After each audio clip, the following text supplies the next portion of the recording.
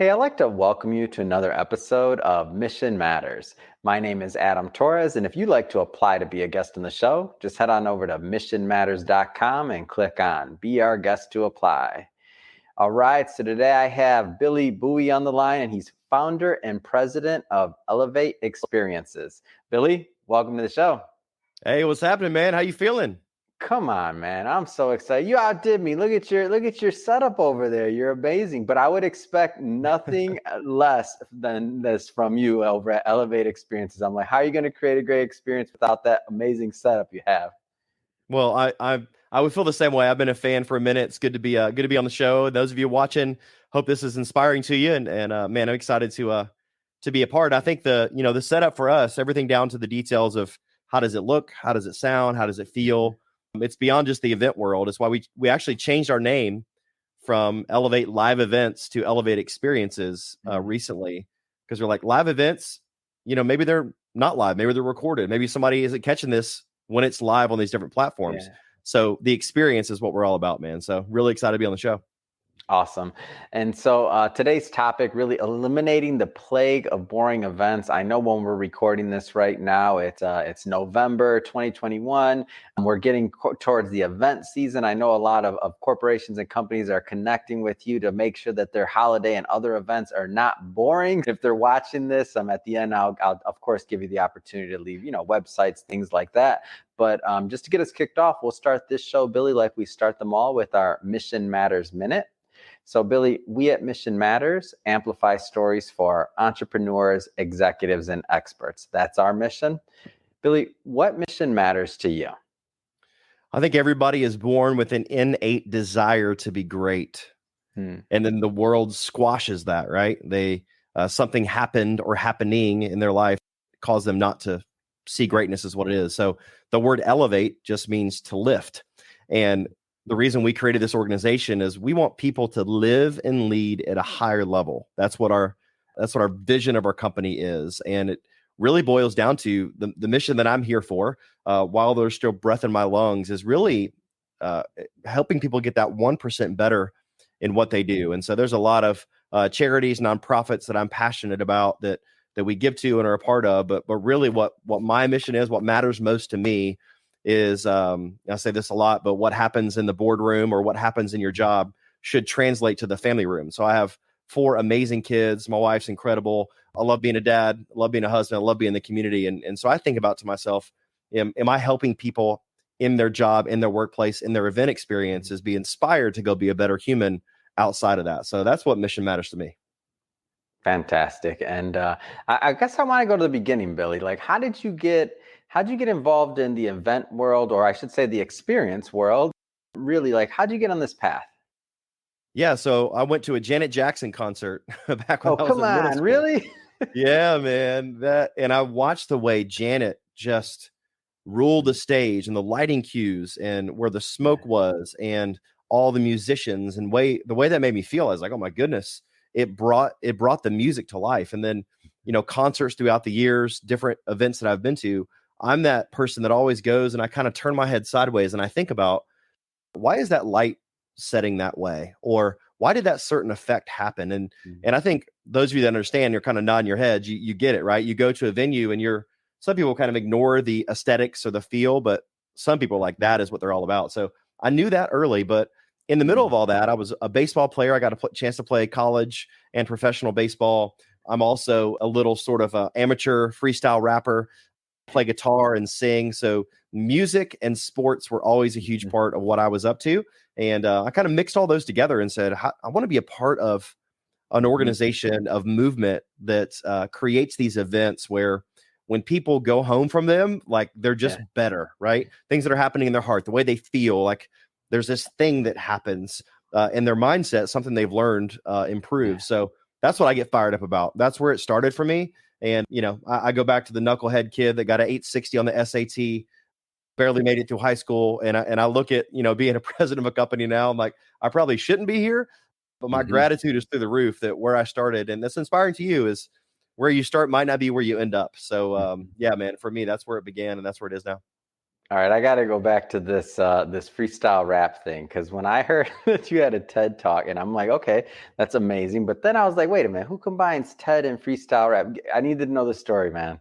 Yeah, man. It's really fun. So I am not a great freestyle rapper. Never really claimed to be, but it's something that I've always really enjoyed. I've loved Hmm. hip hop, and so I actually wrote a blog series a couple years ago called Hip Hop Raised Me, where I took my 5 favorite rappers and Hmm. I talked about the concepts in their music and how it helped me become a better leader. Well, you Yeah. talk about CEOs and marketing people saying, "Wait, I've never heard anybody put that together before." It's usually, maybe the negative side of that style of music. I was like, no, there are so many beautiful elements of Yeah. story and being together for your team and, connecting to knowing who you are and to passionately Hmm. pursuing something. And so I wrote this series and then had a couple friends that were in the TED Talk world. And so let's produce a TED Talk that's called How to Lead Like a Freestyle Rapper.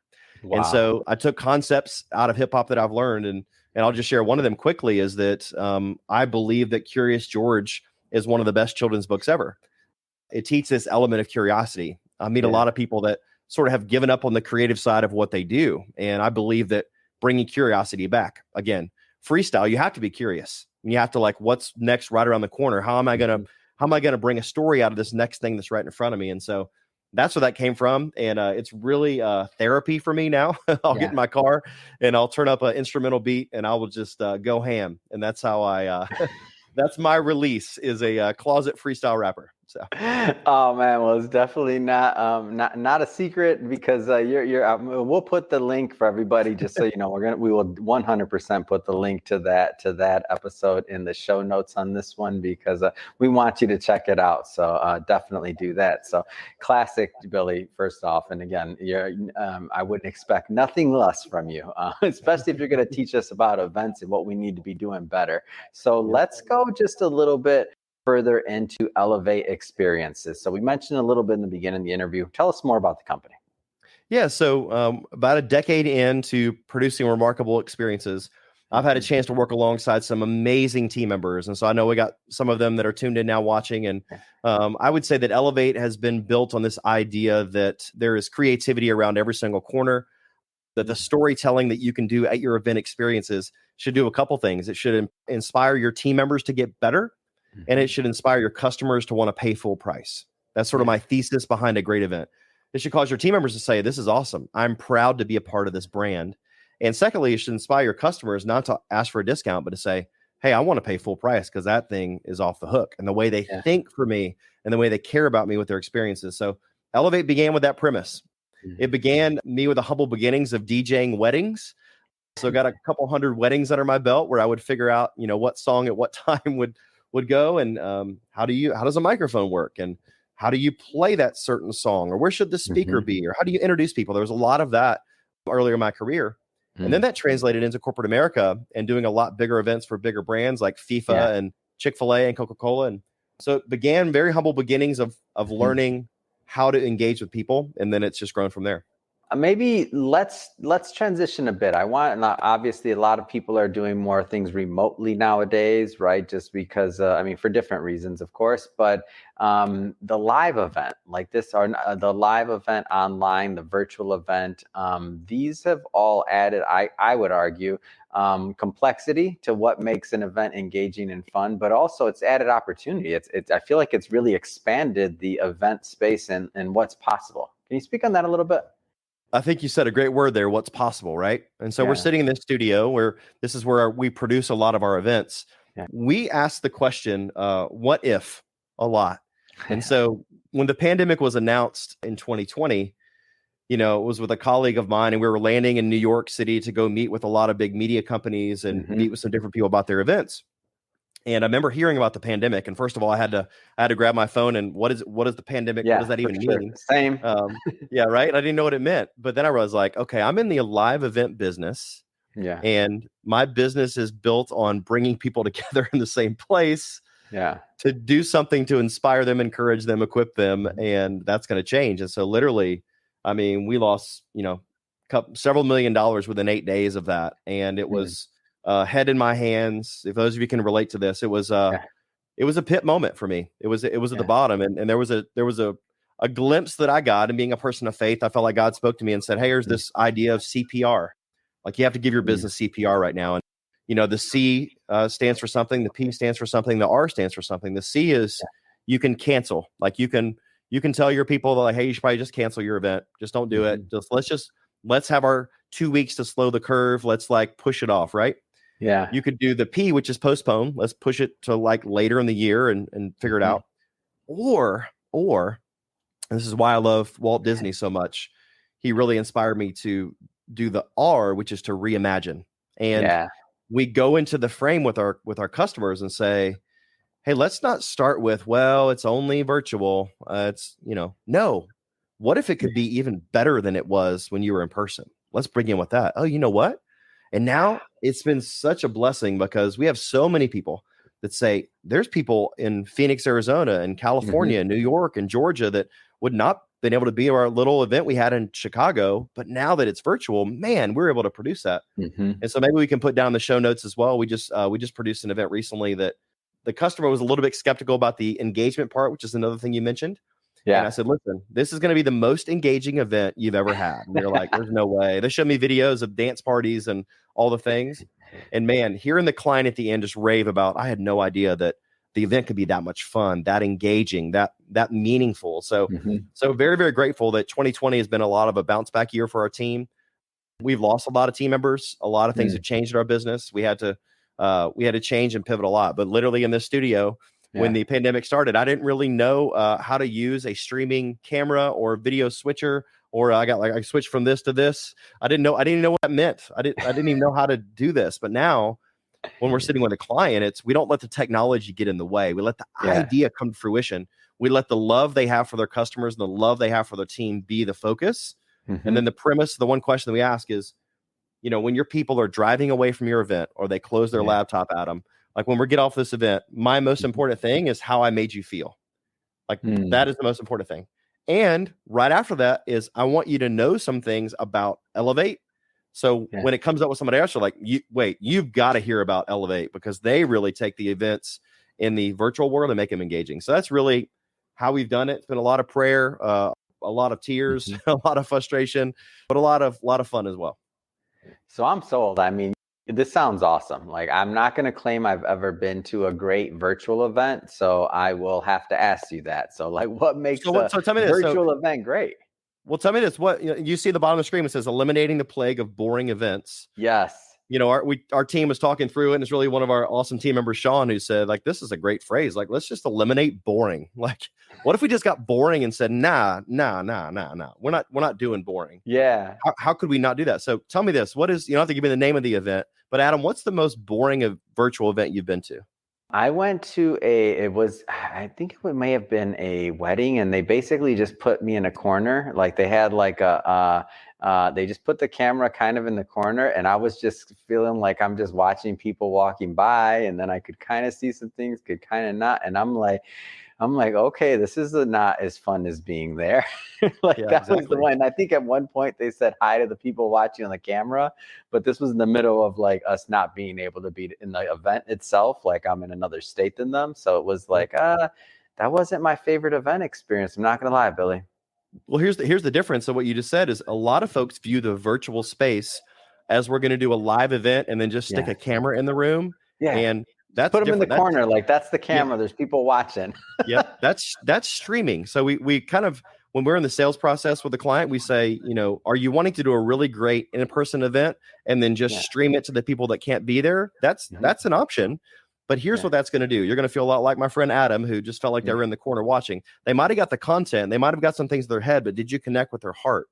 Versus, what if we had cameras that were multiple camera angles? What if your MC actually addressed the people online? What if you did something where the people online got to announce some things that were happening in the room? And we had an event in Miami in January of this year where the awards that we gave away, the people that were live in the room gave the awards away to the people that were virtual. And the people that were virtual gave the awards away to the people that were in the room. And it was like this really cool love fest between people that weren't there and that were there. Just, man, it was a cool vibe. That is so cool. So that you felt connected. You felt like you were at the event, and there's interaction between both. 100%. Come on, look, listen to these tricks, man. This is awesome. Yeah, that everything that you just described could have made that, a very different experience. I think at one point, carry the laptop around. It's like, oh, okay. Yep. It's, Yep. hold it steady, whatever. No, this is awesome. And now, so as I mentioned earlier, or when we're recording this, and again, November before Thanksgiving, like a lot of office parties, getting a lot of invites and things like that to virtual events, other things. Like, what about the holiday season? Like, throw out some ideas there. Yeah, so we're in the midst of booking a lot of holiday events. So we have several that Yeah. are live, but most of them are virtual. And we've Mhm. got it into this frame where we do this really great 60-minute, and we call it the Elevate Variety Show, where we have What? 5 to 7 different interactive things that we do. That's all designed for quick moving. We all know that the reason TikTok, Instagram Reels, the reason these type of platforms draw our attention because it's a quick hit, quick moving thing. And so instead of having just a talking head, let's do 5 to 7 different fun interactive games that have prizes involved. We actually Yeah. mail things to the guest. They open up the box or the envelope, and things inside of that envelope or box have to do with the games that we're playing in the actual event. And Mm. so we think about how we're doing that. And right now we have several holiday parties that are booked with clients, but a fun, interesting wrinkle to what we're doing now Yeah. is in Q1. So January, February, March, we're in the middle of talking about all of these events that people want to have fully in person, and they might Mhm. have 80% of their company wants to be there. So the word has not been live event or virtual event. It's been hybrid. Like, how do we do both? And I've got bullish about this question. I'm like, hey, tell me your budget before we start this, because Mhm. ultimately what you're asking me to do is to propose on 2 events instead of 1. And so that has been the most interesting thing is in the holidays now of thinking about Q1 Mhm. and asking people their budget first before we even start, because it's a completely different ball game to produce something live and virtual at the same time. It's doable Mm. and it can be successful, but you really got to be thoughtful and the money has to be there to actually pull it off. What about the actual engagement? So meaning, like obviously, you gave one example of giving awards back and forth. Like, tell me a little bit more for specifically for leadership that maybe haven't explored live events too much at a company, and they're like, they're a little kind of thrown off on like what the engagement could look like. Tell us a little bit more about that. Yeah, for sure. The first thing we did when the pandemic began is we started taking all of the interactive games. We call them Mm. moments of engagement. We started taking all of those and creating a YouTube channel around it. So now we have over 30,000 subscribers on a YouTube channel, and Wow. it's all about icebreakers that you can do virtually and in person. It's free. Go watch it, go subscribe, all that good stuff. But we started producing videos of how to create these little 4 to 10 minute moments Mhm. that have unique ideas that draw people out and get them engaged and involved. And so, for instance, one of them we do, Mhm. a really, really easy one is we'll put up silhouettes on the screen, which is just Mhm. a black outline of someone. All you see is sort of their shadow.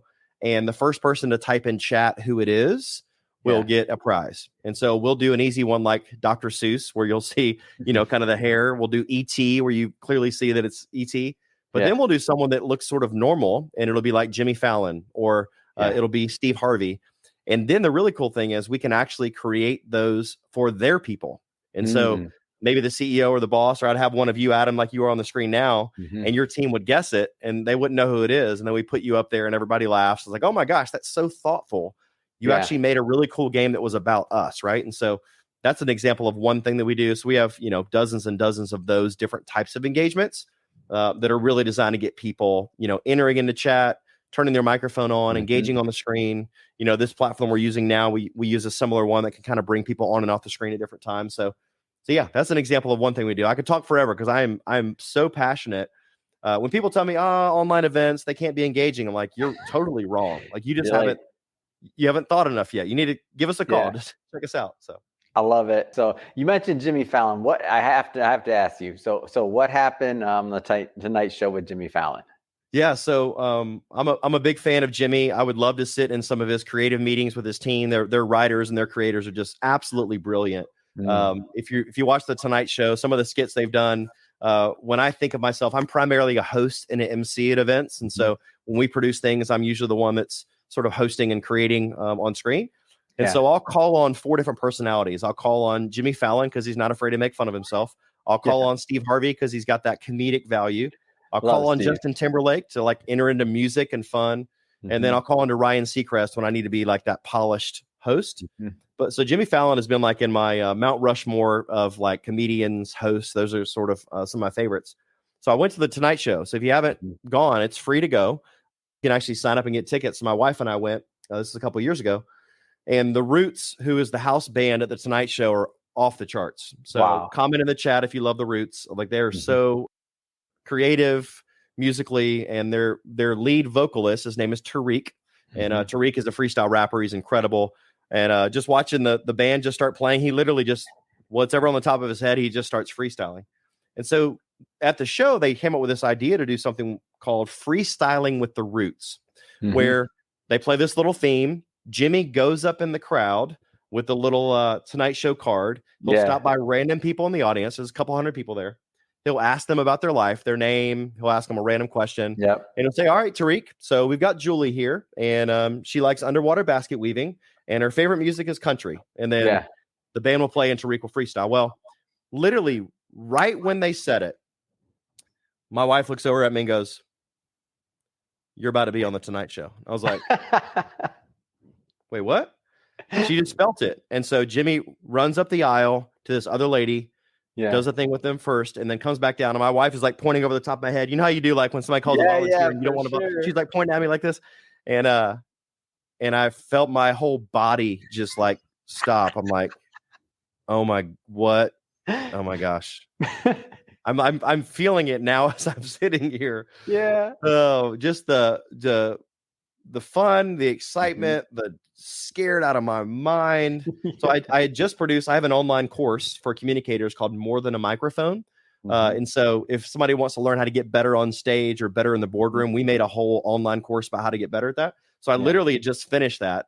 But I'm the one like nervous out of my mind. So I stand up and he asked me these questions. The Oscars was next weekend. So he said, what's your name? My name's Billy. You know, if you were to go to the Oscars, who would you take? And I kind of looked at my wife jokingly. I said,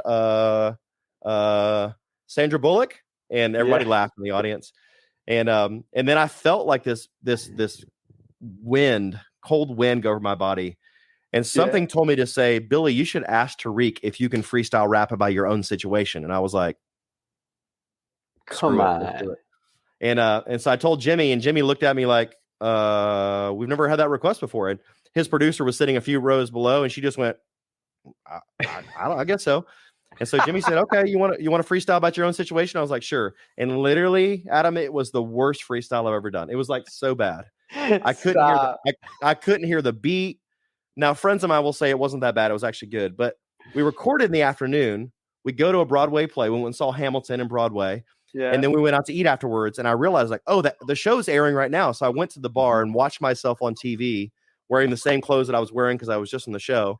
Everybody at the bar started realizing it was me, and I was a celebrity in New York for like maybe about 30 seconds. It was awesome. Oh, that's awesome.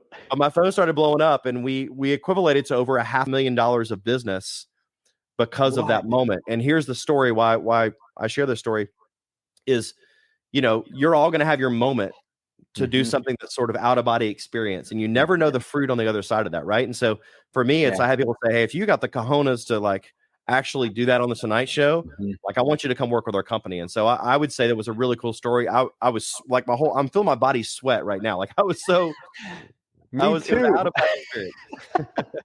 I wasn't even there, but I think I am as well. I'm like, come on now, what a story, and to do your own freestyle. And you're like, come on, man. You just had me thinking of Eminem 8 Mile just now. I'm like, come on. Well, you know what I said? I said, well, you got to lose yourself. And so they started playing "Lose Yourself" in the music, which is like, wait, that was the song? It was the worst song to freestyle to because dun dun dun dun. It's like it's not a good like. It wasn't like a good one, so it was anyway. So it's funny you say that. That's the exact song they played while I did it. That's funny. That's exactly what I was thinking. You're like, come on, you should have said, no, give me some Mobb Deep. Come on, I need something else. Right? I need something else here. So let's switch gears a bit. So I know you have a book that's out. So Culture Reconstructed. So tell me a little bit more about the inspiration behind this work. Yeah, there it goes. This is my baby right here. So I mentioned I got a really low score on the SAT at the beginning of this interview. I was that knucklehead that didn't listen much in class. I was always, trying to cause ruckus. So it's really funny that my name is on the front of a book now as an author. And even as I say that, Congrats. thank you. It should be encouragement to everybody watching that you too can be an author.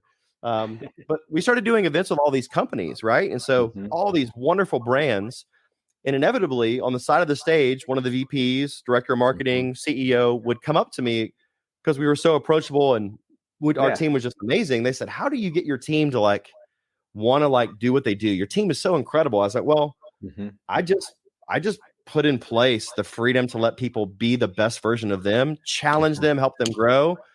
And then they would say, hey, could you come speak to my team about communication or about collaboration? Wow. And I was like, sure. So I started doing these little, speaking events at companies. And then I had one person say, Billy, you should write a book about this. And I was like, all right. I mean, it's literally 100 and I don't know, it's short. It's like 108 pages or something. I mean, it's so short. But I said, there's nothing out there that shows me specifically how I do this. So I just wrote it. And man, it's been a blessing. It's been a really a great door for my keynote speaking career. So you can go to billybspeaks.com, kind of go there and, people book me to go speak different places. And I kind of bring the elements of fun, engagement, games, storytelling. And then we allow, what's different about us is we allow companies to actually pick their topic. So they get to look in the book and read it and say, all right, hey, what's the most important? Is it collaboration? Is it fun? Is it motivation? Is it, how do I get my team to be more engaged? Like, what is your topic? And then we will actually bring that in a unique, crafted way for companies, man. So it's been really fun. We created Elevate Your Culture, which is like a workbook that goes along with it. It takes the content from the book and actually lets them extend their learning. So it's conversations and things they can do after actually, the event. So I love it. Everybody that's been watching this show for a long time know that I'm a huge fan of writing books. Obviously, we published a lot of books as a publisher, and we're proud to do so because the way I feel is this: like people, like they feel different about books. Like the way when somebody picks up a book, they read it, or if they're on Kindle or whatever it is. I mean, you need that time. You get that time with the author. I feel like it's an intimate experience still. I feel like it's a way that people can convey messages to like many, many more people out there. And books are I just like them. I've been a reader my whole life. So I know there's some people watching this right now that they got that idea in their head. They wanted to write a book for a long time. They haven't gotten around to it. I don't know if you were in that camp, but one thing is for certain, you had an idea, you went for it, and now you have a book. Hold that up again. You have a book in your hands. What kind of advice would you give those that are out there sitting on that idea?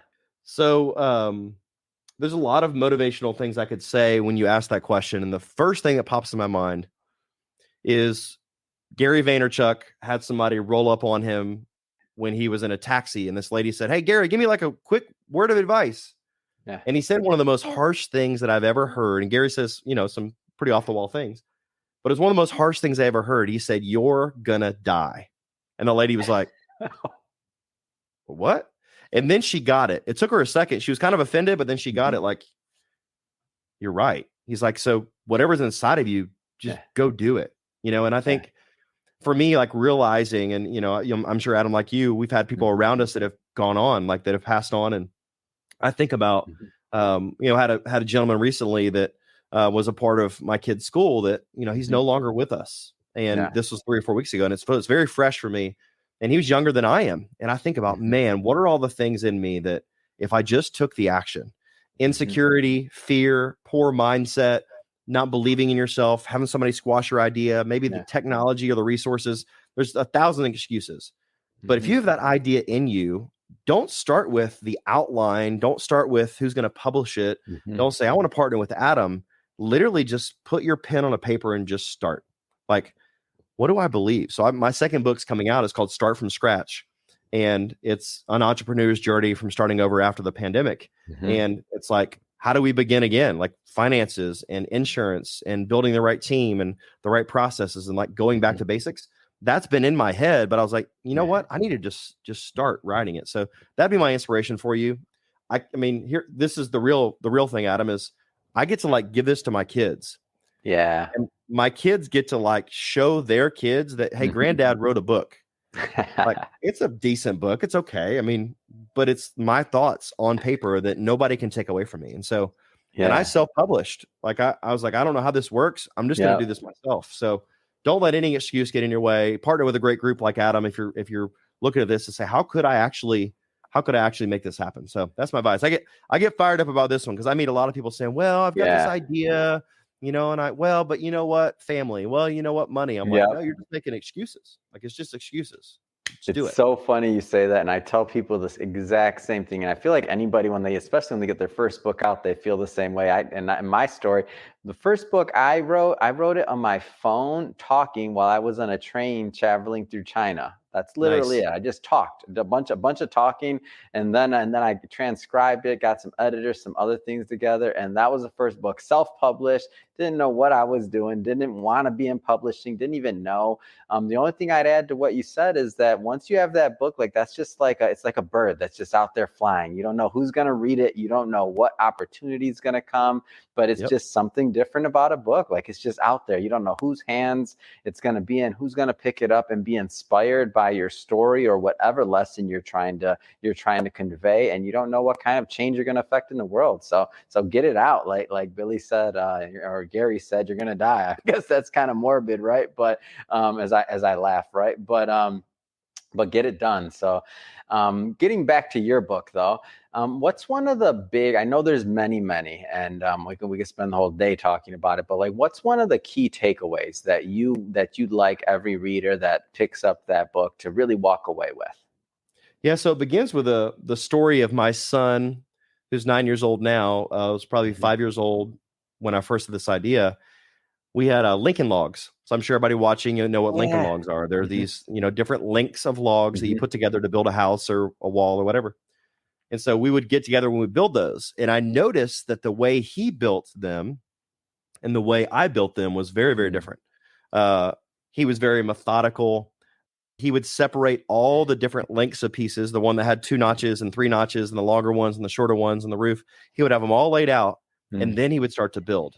Well, you probably noticed from my personality, I'm an Enneagram 7. I'm an ENFP. I like full speed. I just start building. I was like, all right, cool. We'll figure it out as we go. And I want to encourage people that you can do both. Some would say, no, like the way my son did it, we know it's more methodical. We know it's probably going to be built better. It's going to take a little bit longer. But having the desire inside of me to really encourage both sides of that equation, I think some people view themselves as, I need somebody else to help me because I can't do this. Yeah. This is culture reconstructed is deciding how you want to build it. Is when you're looking at a part of your business. So the chapters have different big topics like fun, communication, hiring, collaboration. All the chapters are that way. So when you pluck out the piece of communication, how do you want to reconstruct that? Is it a haphazard, full speed, go for it sort of thing? And sometimes that works. Or is it, hey, is this working?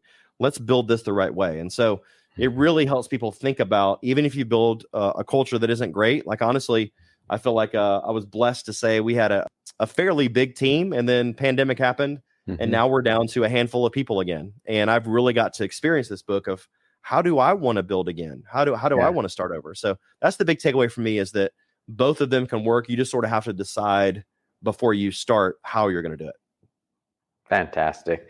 Well, Billy, I just have to say it's been great having you on the show. And I have to also ask, so what's next? I mean, what's next for you? What's next for Elevate Experiences, the book tour? Like, give us some more. Yeah. So I am really, really excited about Elevate Labs, which is our NFT project that we're launching, and really, really excited about having our own creator currency called the Elevate Coin.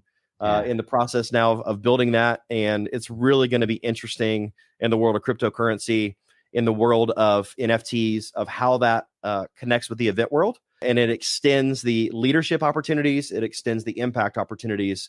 And so that's what I'm spending a lot of my time thinking about. And I'm really, I'm excited about the future.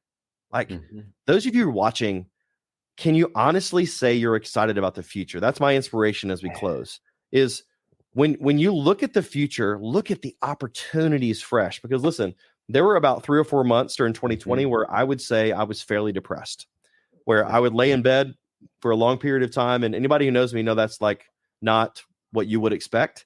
Yeah. So I understand if you're on the low end of that, you're like, opportunity, there's no way. Like I'm just trying to keep my head afloat. I want to give you permission again to dream. I want to give you permission again to pick your head up and say, what are the opportunities out there? And so that's the opportunity. That's what's next for us. And yes, the book's coming out. People that are watching, if you need a keynote speaker that's going to engage your audience, I would be honored to be considered for that. But yeah, we're just going to keep plugging and keep loving people. And keep making the best next decision that we can. And being a part of this show is one of it. So when we're been a fan of your show and now getting a chance to be on is very humbling. So thankful for that. And who knows what's around the corner? Maybe we'll do more together. And yeah, man, that's the opportunities that are out there. Oh man, I feel like there's a lot more great things around the corner for you, and I'm excited to watch the book take off. I'm excited to keep following Elevate Experiences, all the great things you're doing, and then the NFT, the crypto. I mean, come on, man, a man of definitely a vision that's carrying this thing as far as possible. So I'm excited to watch the entire brand grow. That being said, if somebody's watching this and they want to connect with the brand overall, whether it's Elevate Experiences, booking you, any other projects, I mean, what's the best way for people to connect? Yeah, so the popular marketing experts would say don't give too many links or too many things, right? But I'm going to give too many things probably right now. So I know all this will be linked up at the bottom, but if you're interested in finding out more about the virtual event space, you can go to virtualeventsecrets.today. And that has a bunch of our webinars, has a bunch of like downloadable things that you can look at, kind of gives our roadmap of how we think about the virtual space. So that's free, doesn't cost anything. You can go there. BillyBspeaks.com is my speaking website. It's got videos, testimonies, all the things that are there. It's got the book if you want to pick that up. And the last one is just go to elevateexperiences.com. We spend a lot of time there just sort of outlining our services and the things that we do. Really, really proud of what we're accomplishing, and everyone we get the opportunity just to talk to is a blessing for us. We're pretty low pressure salespeople. We are not going to come with, all right, it's going to cost you this or this. It's going to be like, hey, let's dream with you. What do you want to happen? So people that are listening, if you're looking for a low pressure, you don't know what to do next with your event or to like make it awesome, we would love to talk to you. That's really what that's our jam. We enjoy that. So. Awesome.